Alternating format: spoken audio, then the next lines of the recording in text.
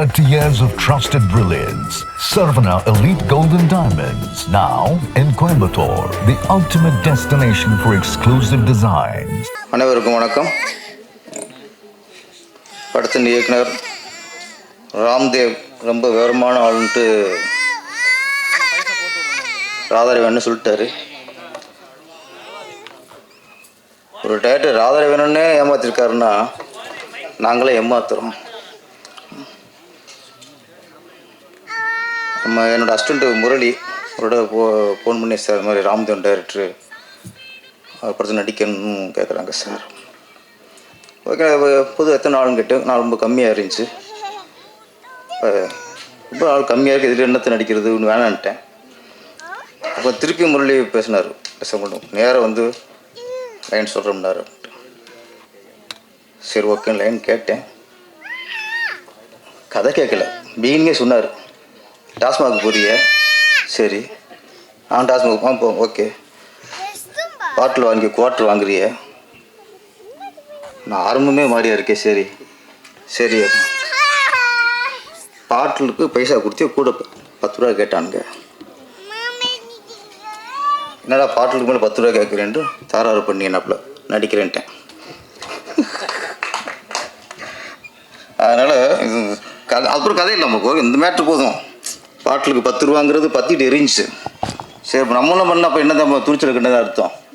மேடையில் பேசுகிறோமே, ஓகே அப்படின்னா அதில் பண்ணால் தான். பாட்டிலுக்கு 10 ரூபா கேஸ் தான் நம்ம கேஸ். முதல்ல அரசியல் படம் அப்படின்னா நம்மள என்ன நினைக்கிறோம், ஒரு ஆளுங்கட்சியை தாக்குறது, அரசியல்வாதிகளை தாக்குறது, ஒரு கட்சியை தாக்குறது, இதுதான் அரசியல் படம் நினைக்கிறோம். அதுதான் மிகப்பெரிய தப்பு.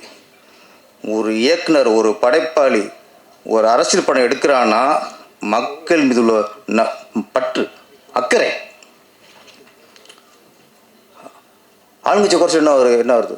ஒரு கட்சி சரியில்லை, ஆளுங்கட்சியில் ஒரு அமைச்சர் சரியில்லை, நிர்வாகம் சரியில்லை, செயல்பாடு சரியில்லைன்னா அது நம்ம குறை நினைக்கிறோம். மக்களுக்காக, மக்கள் மீது ஒரு அக்கறையின் அடிப்படையில் எடுக்கிற படம் தான் அரசியல் படம். அதனால் இந்த அரசியல் படங்களுக்கு சென்சார் டிஸ்டர்ப் பண்ணாலோ, அரசியல் கட்சி டிஸ்டர்ப் பண்ணாலோ மக்கள் சப்போர்ட்டாக இருக்கணும். ஒரு அரசியல் கட்சிக்கு ஒரு தடை வருதுன்னா முதல்ல மக்கள் குரல் கொடுக்கணும். ஏன்னா மக்களுக்கு அடுக்கப்பட்ட படம். இப்போ மக்கள் தலைவனா என்ன? மக்களுக்கான தலைவன். இந்த படத்தோட கதை ஓட்டம் காமெடியாக இருக்குமே தவிர ஒரு கருத்து ரொம்ப ஆழமானது. மக்கள் ஒரு அரசியல் கட்சி சார்ந்தவரை மக்கள் எப்படி ஏமாத்துறாங்க அப்படிங்கிறத சொல்கிறான். யாருக்கா சொல்கிறான்? அரசியல்வாதிக்காவா? மக்கள் உஷாராருங்க. அதான் நான் வந்து எம்ஜிஆர், புரட்சித்தலைவர் எம்ஜிஆர் காலத்தை நான் வந்து இந்த வகையில் நான் பொற்காலம் சொல்லுவேன். ஏன்னா அவர் ஆட்சியில் இருக்கும்போது அப்பொழுதுதான் அதிகமாக அரசியல் படம் வந்தது.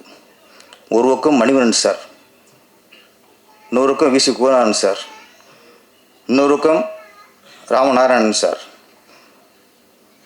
அப்புறம் கலைஞர் கதை வசனத்தில் ஹனிபா படம் பண்ணுவார், எஸ்இசி சார். முக்கியமாக சார் நான் எல்லா பக்கமும் அரசியல் படம். எஸ்இசி சார் படத்துலலாம் ஒரு கிளைமாக்ஸில் வந்து முதலமைச்சரை ரோட்டு ஓட விடுவாங்க, அடிப்பாங்க. இப்போ எடுக்க முடியுமா? எல்லாத்தையும் சகிச்சுட்டு ஒரு புரட்சித்தலைவர் எம்ஜிஆர் அவர் இருக்கும்போது தான் நிறைய அரசியல் படங்கள் வந்துச்சு. அதுக்கப்புறம் விமர்சனங்களை தாங்குகிற சக்தி அரசியல் தலைவருக்கு இல்லை. எந்த அரசியலுக்கு பேசினாலும் நம்மளை தான் பேசுகிறாங்களோ பயம். எம்ஜிஆர் ஏன் எல்லாத்தையும் விட்டாருன்னா அவருக்கு மக்கள் மீது நம்பிக்கை இருந்துச்சு. நீ என்ன சொல்லுங்கள், நீங்கள் என்ன விமர்சனம் பண்ணுங்கள், மக்களை நம்புகிறாங்க, அவங்க ஓட்டு போடுவாங்க, நம்பிக்கை எம்ஜிஆர் இருந்துச்சு. உங்களுக்கு இல்லை. ஒரு படத்தை பார்த்தா மக்கள் மாற்றி போட போகிறான். ஏன் தலைவாக்கு டிஸ்டர்ப் ஆச்சு? ஏன் ஜனநாயகனுக்கு டிஸ்டர்ப் ஆச்சு?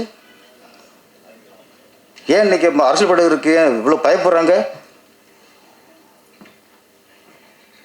எல்லாத்துக்கும் காரணம் இன்னைக்கு உள்ள அரசியல் தலைவர்களுக்கு பயம் பயம் பயம். விமர்சனம் தாங்குகிற பக்குவமும் இல்லை. ஒரு யூடியூப்பில் ஒரு விமர்சனம் பண்ண முடியல, தூக்கி உள்ளே வச்சுறாங்க.